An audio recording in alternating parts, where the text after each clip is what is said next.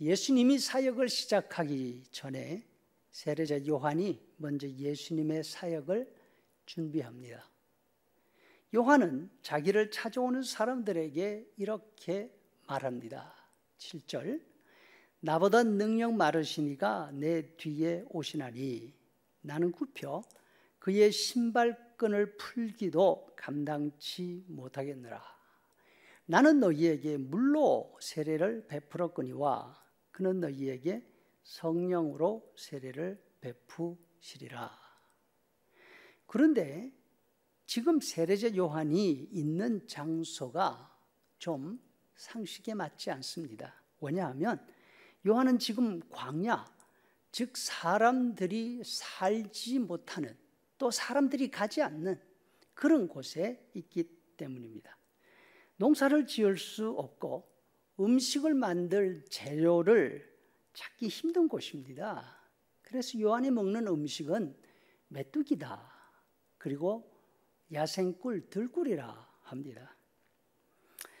요한이 건강을 생각해서 자연 생식을 했다, 이런 뜻 아닙니다.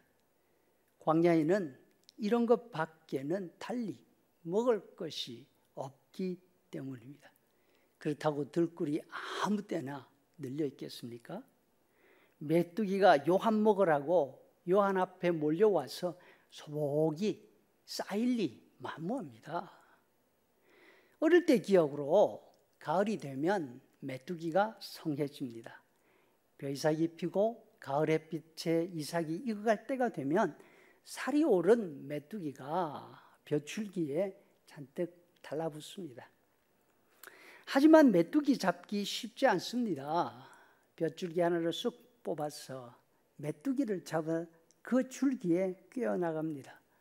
물론 어리기 때문에 그렇기도 하겠지만 하루 종일 잡아도 벼줄기 그 하나 채우기가 힘듭니다. 이렇게 메뚜기와 야생꿀을 먹고 살았다면 아마도 요한은 먹는 날보다 굶는 날이 더 많았을 것입니다. 그런데 사람들이 이 척박하고 사람이 살지 않는 광야로 요한을 찾아옵니다. 사람들은 대체로 지방에서 중앙으로 진출하는 경향이 있지 않습니까? 마음에 뜻이 있는 사람이라면 도시로 갑니다. 처음에는 형편이 여의치 않아서 대의를 품고 시골에서 시작할 수 있지만 그러다가 점점 이름이 나면 사람이 많이 있는 도시로 갑니다. 예수님의 동생들도 예수님에게 이런 것을 기대했습니다. 요한복음 7장 3절 세번역으로 보면 알려지기를 바라면서 숨어서 일하는 사람은 없습니다. 형님은 여기에서 떠나 유대로 가셔서 거기에 있는 형님의 제자들도 형님이 하시는 일을 보게 하십시오. 자기를 세상에 드러내십시오. 예수님의 동생들은 예수님의 그 비범한 능력을 가지고 좋은 일을 그렇게 많이 하면서 갈릴리 시골에 머물러 있는 모습이 안타까웠던 것입니다. 반면 요한은 예수님과 형편이 다릅니다. 시골 사람이 아닙니다. 원래 예루살렘 사람입니다. 제사장 가운데서도 명문 가문 출신입니다.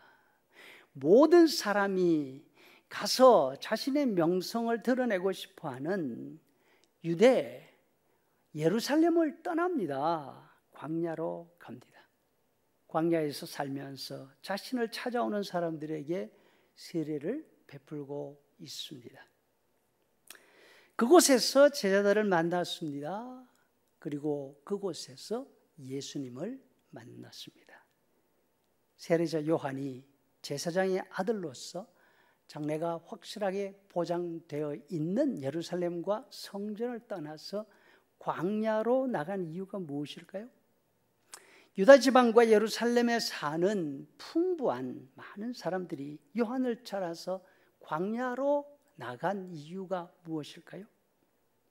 당시 이스라엘 사람들의 생활의 중심은 예루살렘이었고 성전이었습니다. 거기에는 화려함, 풍성함이 있었습니다. 그럼에도 불구하고 요한을 찾아 나선 이 사람들은 그것으로 만족할 수 없었기 때문입니다. 이 사람들에게는 목마름이 있었습니다. 영적인 갈증이 요한으로 하여금 예루살렘을 떠나 광야로 들어가게 했습니다. 영적인 갈증이 사람들을 광야에 있는 요한에게로 이끌었던 것입니다. 요한은 자기에게로 오는 사람들에게 자신들의 죄를 인정하라, 고백하라 합니다. 그 죄 문제를 해결하실 예수님을 소개합니다. 요한복음 1장 29절 말씀, 보라 세상 죄를 지고 가는 하나님의 어린 양이로다. 요한은 예루살렘의 풍성한 가운데 있음에도 불구하고 목마름을 가지고 있는 사람들에게 그 목마름이 어디에서 오느냐? 그 목마름의 원인은 죄라고 지적을 합니다. 그리고 그 죄 문제를 해결하실 분이 여기 계시다. 바로 나사렛 예수라고 소개합니다. 예수님이 말씀하십니다. 요한복음 7장 37절, 목마른 사람은 다 내게로 오너라. 나를 믿는 사람은 성경이 말한 바와 같이 그의 배에서 생수가 강물처럼 흘러나올 것이다.